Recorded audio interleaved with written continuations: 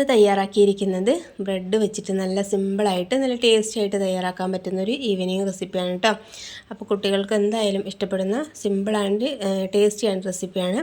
അപ്പോൾ വീഡിയോ കണ്ടുകൊണ്ടിരിക്കുന്ന സമയത്ത് ഇഷ്ടപ്പെടുന്നുണ്ടെന്നുണ്ടെങ്കിൽ ലൈക്ക് ചെയ്യാനും ഫാമിലി ഫ്രണ്ട്സിനൊക്കെ ഒന്ന് ഷെയർ ചെയ്യാനും കമൻറ്റ് ചെയ്യാനും മറക്കരുത്. അപ്പോൾ നമുക്ക് പെട്ടെന്ന് തന്നെ വീഡിയോയിലേക്ക് കിടക്കാം.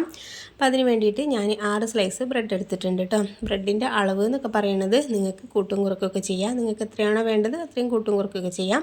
ഞാനൊരു 6 എടുത്തിട്ടുണ്ട്. അത് നമുക്ക് മിക്സിൻ്റെ ജാറിലേക്ക് ഇട്ട് കൊടുക്കുന്നുണ്ട്. ഇതിന് സൈഡ് ഭാഗം ഒന്നും കളയുന്നില്ല കേട്ടോ. അങ്ങനെ തന്നെ നമ്മൾ ഇതുപോലെ ഒന്ന് കൈ കൊണ്ടൊന്ന് പിച്ചതിന് ശേഷം ഇതിലേക്ക് ഇട്ട് കൊടുക്കുന്നുണ്ട്.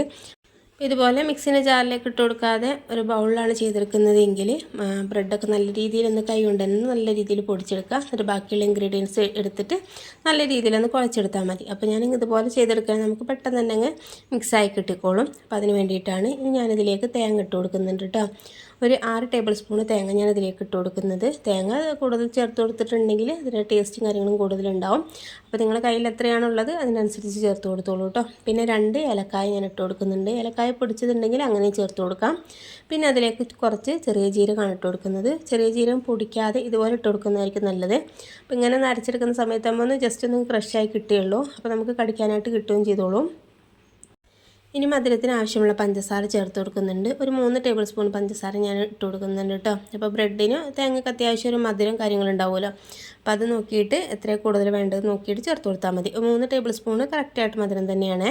പിന്നെ അതിലേക്ക് ഒരു കോഴിമുട്ട ഞാൻ ഒഴിച്ച് കൊടുക്കുന്നുണ്ട്. എന്നിട്ട് നമുക്കിത് നല്ല രീതിയിലൊന്ന് അടിച്ചെടുക്കാം കേട്ടോ. പെട്ടെന്ന് തന്നെ അടിഞ്ഞ് കിട്ടിക്കോളും. അപ്പോൾ നിങ്ങൾ ഇതുപോലെ അടിച്ചെടുക്കുന്നതിന് മുമ്പ് ആദ്യം തന്നെ ബ്രെഡൊന്ന് അടിച്ചെടുക്കുകയാണെങ്കിൽ പെട്ടെന്ന് തന്നെ അരഞ്ഞ് കിട്ടിക്കോളും. അപ്പോൾ ഞാൻ എല്ലാം കൂടി ഒരുമിച്ചിട്ടിട്ട് ഇങ്ങനെ മിക്സ് ചെയ്തെടുക്കുകയാണ് ചെയ്യുന്നത്. അപ്പോൾ ഇതുപോലെ ഒന്ന് മിക്സായി കിട്ടിയിട്ടുണ്ട്. ഈ ഒരു പാകത്തിന് മതി കേട്ടോ. അപ്പോൾ നിങ്ങൾക്ക് ഇങ്ങനെ വെള്ളം കൂടുതലായി തോന്നുന്നുണ്ടെങ്കിൽ അരിപ്പൊടി ഒന്നും ഇട്ട് കൊടുക്കരുത് കേട്ടോ. അപ്പോൾ ബ്രെഡ് തന്നെ ഇട്ട് കൊടുത്തിട്ട് നല്ല രീതിയിൽ ഇതുപോലെ ഒന്ന് ആക്കി കൊടുത്താൽ മതി.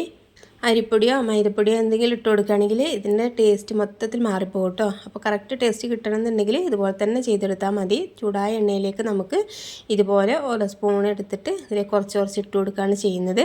ഇനിയിപ്പോൾ നിങ്ങൾ കയ്യിലാണ് ചെയ്തെടുക്കുന്നതെങ്കിൽ കയ്യിൽ കുറച്ച് ഓയിലോ അല്ലെങ്കിൽ എണ്ണയോ എന്തെങ്കിലും ഒന്ന് തടവിയതിന് ശേഷം കയ്യിലെടുത്തിട്ട് ഓരോ ബോളുകളാക്കിയിട്ട് ഇതിലേക്ക് ഇട്ട് കൊടുത്താലും മതി. അപ്പോൾ കയ്യിൽ ഒട്ടിപ്പിടിക്കുന്നൊരു പ്രശ്നമൊന്നും വരില്ല.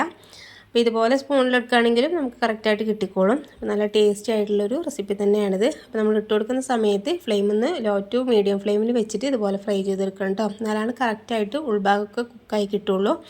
അപ്പോൾ ഇതുപോലെ പെട്ടെന്ന് തന്നെ ഈസി ആയിട്ട് സിമ്പിളായിട്ട് നമുക്ക് തയ്യാറാക്കാൻ പറ്റുന്ന ഒരു ഈവനിങ് റെസിപ്പി തന്നെയാണിത്. കുട്ടികൾക്ക് എന്തായാലും ഇഷ്ടപ്പെടുന്ന ഒരു സ്നാക്സ് തന്നെയാണിത്.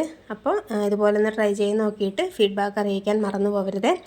അപ്പോൾ സബ്സ്ക്രൈബ് ചെയ്യാതെ കാണുന്നവരാണെങ്കിൽ ഒന്ന് സബ്സ്ക്രൈബ് ചെയ്ത് സപ്പോർട്ട് ചെയ്യുകയും ചെയ്യണേ. ആ തൊട്ടടുത്ത് കാണുന്ന ആ ബെല്ലൈക്കണും കൂടി ഒന്ന് പ്രസ് ചെയ്തിട്ട് അതിൽ കാണുന്ന ഓളെന്ന ഓപ്ഷൻ തന്നെ ക്ലിക്ക് ചെയ്യാൻ മറക്കരുത് കേട്ടോ. എന്നാലാണ് ഞാൻ പുതിയ വീഡിയോസൊക്കെ ഇടുമ്പോൾ നിങ്ങൾക്ക് നോട്ടിഫിക്കേഷൻ കിട്ടുകയുള്ളൂ.